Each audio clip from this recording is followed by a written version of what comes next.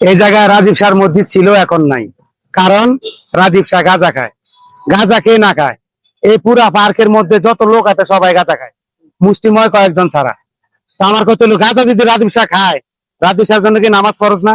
যারা গাঁজা না খায় শুধু তাদের জন্য কি নামাজ ফরজ?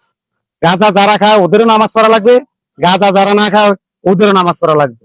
আগে এই জায়গাটা মসজিদ ছিল, এখন নাই, একেবারে খালি। আর বাংলাদেশের মধ্যে কে ভালো? আপনি পার্কের ওদিক দিয়ে যায় দেখেন, যারা গাঁজা খায় তারা সমাজে যায় নেতৃত্ব দেয়, বিভিন্ন দরবার আবার বিচার করে দেয় মানুষের। ওরা কিন্তু গাঁজা খায়, কিন্তু তো ওদের জন্য কিন্তু নামাজ পড়া ফরজ। এখানে হাজার হাজার মানুষ আসে সরাদি উদ্যানে ঘুরতে, ফ্যামিলি নিয়ে আসে। দেখা গেছে এই মসজিদ অনেক দূরে, নামাজ পড়ার সময় পায় না। এখানে যদি মসজিদটা থাকতো তাহলে ফ্যামিলি গুলা কাছে দাঁড় করায় এখানে নামাজটা পড়তে পারতো। আমার কথা হলো, কে ভালো আমাদের এই সমাজের মধ্যে? ভালো কে? এখন সবাই খারাপও বলা যাবে না, সবাই ভালো।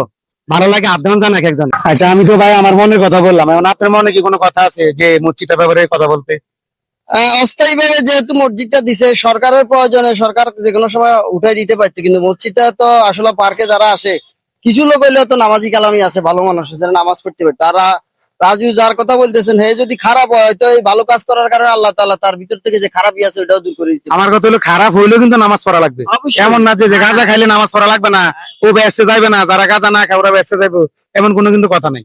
কি বলেন আপনি? এখন কথা হইলো, গাঁজা খাইলেও মানে সে হয়তো এই নামাজের মাধ্যমে, যেহেতু বলা আছে যে হাদিসে আছে যে নামাজের মাধ্যমে মানুষ খারাপ কাজ থেকে ফিরে আসে, হয়তো এই নামাজ পড়তে পড়তে একটা সময় সে ওই খারাপ কাজটা থেকে ফিরে আসতো। এখানে তো অসংখ্য লোক আমরা আসলে দেখি, ঘোরাফেরা করতে আসলে দেখি পার্কে, যে খারাপ কাজের সাথে, এই যে গাঁজা নেশা বিভিন্ন কাজের সাথে জড়িত। And আশেপাশে কিছু ভালো মানুষও আসে এখন, যেখানে সেখানে নামাজ পড়ানো যায় না, কিন্তু এখানে একটা অস্থায়ী মসজিদ থাকার কারণে মানুষ নামাজ পড়তে পারতো।